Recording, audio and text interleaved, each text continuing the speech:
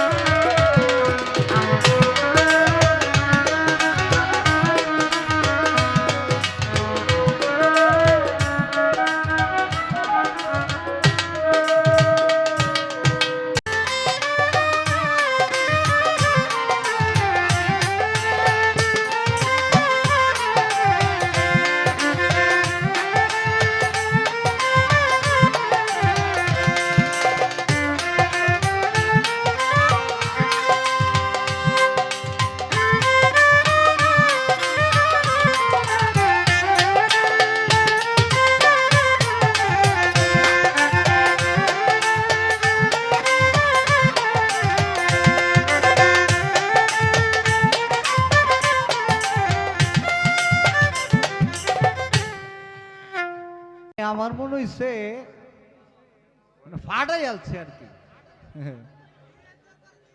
তাই না? ওটা আমরা তো আসলে গ্রাম অঞ্চলের মানুষ, তারা ঢাকা শহরের রাজধানীর মানুষ।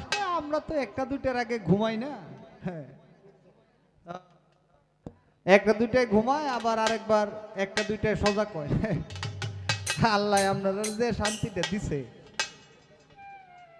তবে আমরা আরেকটা শান্তি আছে ভাই। যদি উদাহরণস্বরূপ বলি, এই যে কয়দিন আগে যে ভূমিকম্পটা হয়েছে, এটা ঘুমে তাহেন আর খাওয়ার তাহেন, যেটার মধ্যেই থাকেন, গড় সাইরে বাইরে দাঁড়ায় থাকতেছে। কিন্তু আমরা গ্রামগঞ্জে যারা থাই, আল্লাহর রহমতে অনেক শান্তিতে আছি। হ্যাঁ, আর একটা বিষয় বুঝি না, এরা যদি 2টা লাগাত ঘুমায় তাহলে কাজকর্ম কেটা করে? আসলে দুনিয়ার যত ভাদাম্য মানুষ আছে, এরা কিন্তু 2টা 2:30 পর্যন্ত ঘুমায়, বুঝছেন? নাইলে ঢাকা শহরের সব মানুষ অত সময় ঘুমাইলে পরে অফিস করে কোন সময়? আমরা ঘুমাইতে পারি কারণ সারা রাত্র গান করি। ওইটা একদম ফজরের আজান পর্যন্ত গান হয়, পরে কমিটির কাছ থেকে টাকা পয়সা নিয়ে বিদায় নিতে নিতে পরে ও নিজেই তো ঢাকা যাবে, তো এখান থেকে যাইতে যাইতে 11টা 12টা বাজতেই পারে, তাই না? তা আমরা একটু বেশি সময় ঘুমাইতে পারি, কিন্তু সবাই যদি 2টা 2:30 পর্যন্ত ঘুমায় তাহলে তো এটা কেমন দেওয়া যায়? আপনি এই যে এক সুটে কয়ে লাইলেন, কে জানি কি বিষয়। যাই হোক, আরেকটা বিষয় বন্ধনায় শুনলাম, এখানে অনেকে পালা শুনতে চাইছিল, কিন্তু এই যে যুক্ত হয়েছে ওই যে গানের পিছনে গান, না গানের পিছনে গান, কিন্তু ওই যে যারা পালা শুনতে চায় তাদেরকেও নিরাশ করা যাবে না। একটা খোঁচা বা একটা পেস হন না, এটা আপনি গাইছেন বিধায় একটু বলি। আপনি আমার বোন, আপনার সাথে আমার কোনো ধরনের শত্রুতা নাই, দু একটা মঞ্চে গান হয়েছে। হ্যাঁ, আপনিও আমারে আদর করেন, আমি সম্মান করি, আপনার সাথে কোনো ঝগড়াঝাটি নাই, মারামারি নাই, এটা হবে না। আমার ক্ষেতের সাথে আপনার ক্ষেত নাই, কিছু মনে করেন না, আপনি আমাদের এলাকার মেহমান। তবু মানে শিল্পী হিসেবে মঞ্চে যা আপ্যায়ন করা যায় আর কি। বন্ধনায় শুনলাম বাগদাদে বন্ধন করি বড় পীর আব্দুল কাদের জিলানী, আজমিরে বন্ধন করি হযরত খাজা বাবা। আমার ফেস্ট হইল ভাই,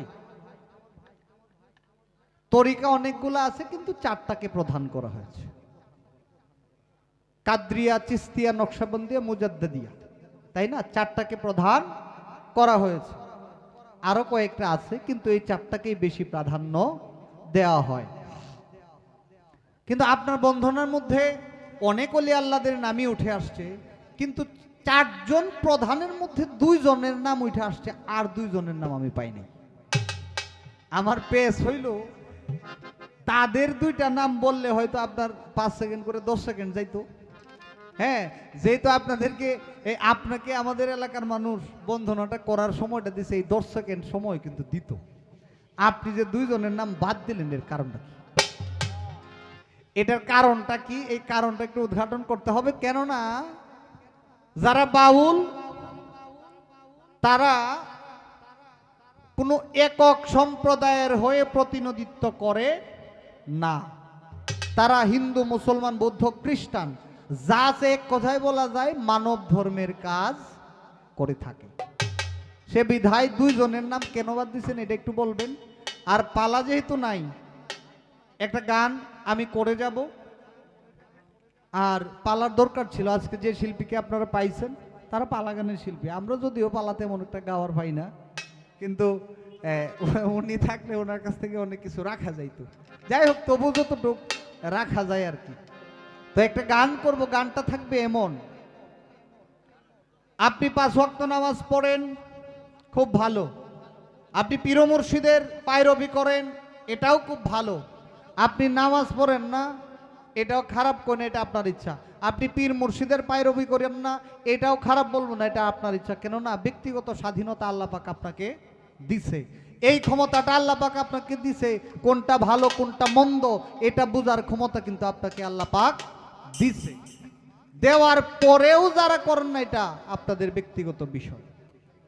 কিন্তু আমাদের সমাজে এমন কিছু মানুষ আছে যারা দেখবেন টাইটেল দিতেছে পীরে কামেল, মুর্শিদে মুকাম্মেল, অমুকে তমুক, তমুকে তমুক, এইভাবে অনেকক্ষণ পর্যন্ত নামের পিছনে টাইটেল আছে, সামনে পিছনে অনেক মাওলানা আছে, অনেক পীর আছে, অনেক ফকির আছে, টাইটেলের অভাব নাই।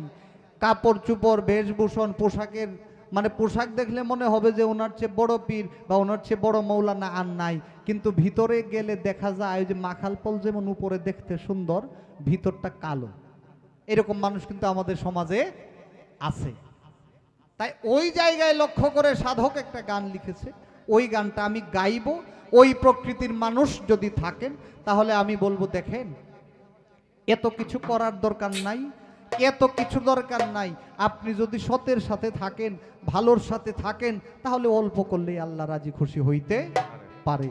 কিন্তু উপরে দেখাবেন একটা, ভিতরে থাকবে আর একটা, এরকম যদি করেন তাহলে এগুলো পাবেন না, ওগুলো পাবেন না। আমরা সাধারণ মানুষ যারা, তারা হয়তো সেটা দেখি না, কিন্তু আল্লাহ পাক কিন্তু ঠিকই দেখতেছে। তাই দিলের খবর জানে খোদা, আর জানে রুহু ইনসানি।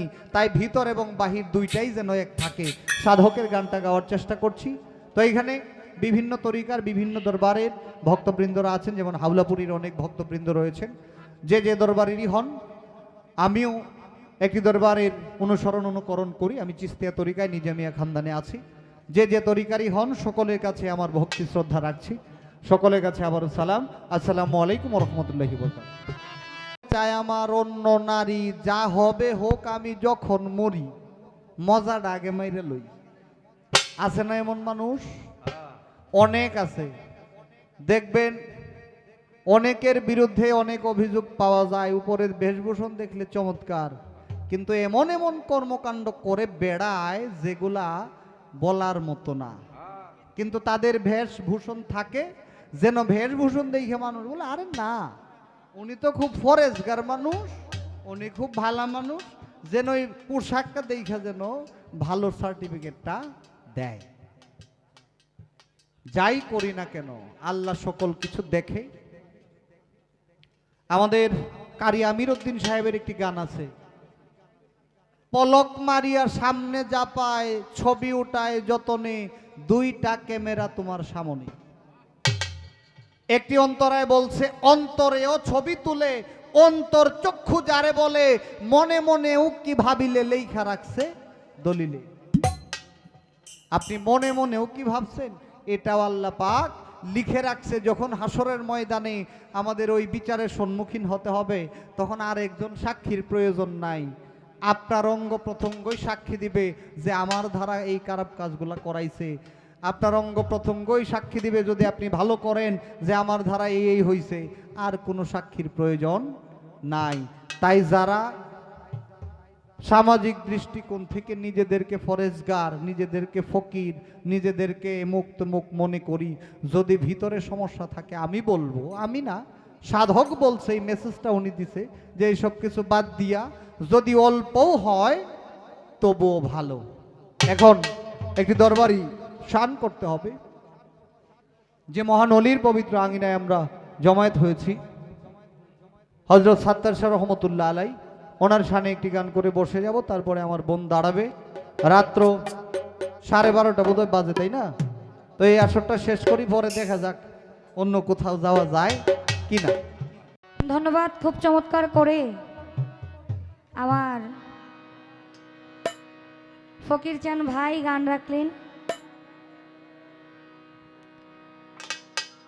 বলতেছে কয় খুব সুনাম করে গেছে, তারা ভাত খাই 1টা-2টার দিকে ঘুমায় আর উঠে হইলো 12টা-1টার দিকে। আচ্ছা আমি তো ঘুমের টাইমটা কইছি। আচ্ছা আপনি আমি ধরেন দিনের বাদেম্মা, রাইতের কামলা। কিন্তু আরও এমন অনেক মানুষ আছে ঢাকা শহরেও যারা চাকরি করে, তারা আমাদের আগে উঠে। আমি আমাদের যে হিসাবটা বলছে, যদি সকালবেলা কারো উঠতে হয়, সেও দেখবেন 1টা-2টা পর্যন্ত জায়গা থাকে, তারপর ঘুমায়। তার কিন্তু সকালে উঠতে হবে, আমাদের তো চিন্তা নাই। কিন্তু ভাই ওই যে ভূমিকম্পের কথা কইলেন যে লাড়াচাড়া দিছে, তখন ঘুমায় থাকেন আর যাই থাকেন বাড়ির বাইরে বাইরে হইতেছে, বাড়ির বাইরে বাইরেই নেই। বিল্ডিংয়ে থাকি, ঘুমায় রইছি, না মরণের ভয় নাই এইরকম না, ঘুমাইছিলাম। যখন প্রথম ঝাঁকিটা মারছে তখন ওইটা বসছি, এরপরেও যখন ঝাঁকি দিছে ওই জায়গা থেকে লড়ি নাই, ওই জায়গাতে ছিলাম। মনে এতটুকু বিশ্বাস ছিল যদি আমার মরণ ওইখানে থাকে আমারে কেউ বাঁচাইতে পারবে না। বাঁচানোর মালিক কে? আল্লাহ। তিনি যদি মারতে চায় কারো সাধ্য নাই সে বাঁচায় রাখবো, আর তিনি যদি বাঁচায় রাখে কারো সাধ্য নাই তাকে মারবো। এই যে অনেকে দেখছি যে ফেসবুকের মধ্যে খুললেই দেখি যে নরসিংদীর মানুষ বের হইয়া মাঠে ঘাটে বসে আছে ভূমিকম্পের ডরে। তা আমার মনে একটাই প্রশ্ন আসছে যে আল্লাহ যদি আপনার একটা খালি মাঠের মধ্যেও মরণ রাখে, ওইখানেও আপনার মরণ হবে, আপনার নিজের পায়ে আপনি হাইটা যাবেন। আর যদি মরণ না থাকে, আপনি 100 তলার উপরে থাকলে আপনার মরণ হবে না।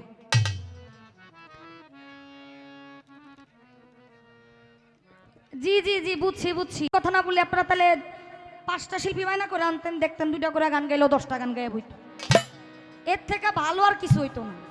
কিন্তু আপনারা 2 শিল্পী আনছেন, এর মধ্যে আবার পালার শিল্পী আনছেন। আইনা যদি আপনারা খালি গানই শুনতে চান, আপনারা তো গান শুনবেনই, আপনারা তো গানই শুনবেন, আমাদের থেকে গান শুনবেন, গান শুনেতে আসছি না। কিন্তু সে যেই কথাটা বললো এর পাশে তো আমাদের কথা রাখতে হবে, কথা না রাখলে কেন বায়না করছেন? তাইলে আপনারা গান যেহেতু শুনবেন, আপনাদের আমাদের 5 মিনিট হইলেও একটু সময় দিতে হবে, এটা আপনাদের কাছ থেকে আমরা চাই নিলাম। তা আমি আগে একটি গান রাখি, আমার ভাই চমৎকার করে গান রাখলেন, আমি একটি গান রাখি, তারপর একটি গান আমি চেষ্টা করব রাখার জন্য।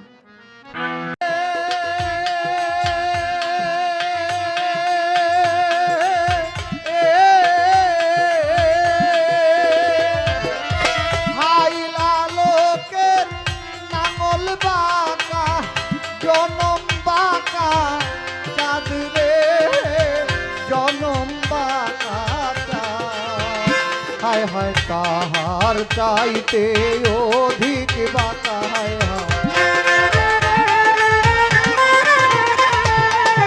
তাহার চাইতে অধিক পাকা যারে দিছি প্রাণ রে দুরন্ত পরবাসী আমার হার কালা করলাম রে আরে আমার দেহ কালার লাগারে অন্তর কাহালা করলাম রে দুরন্ত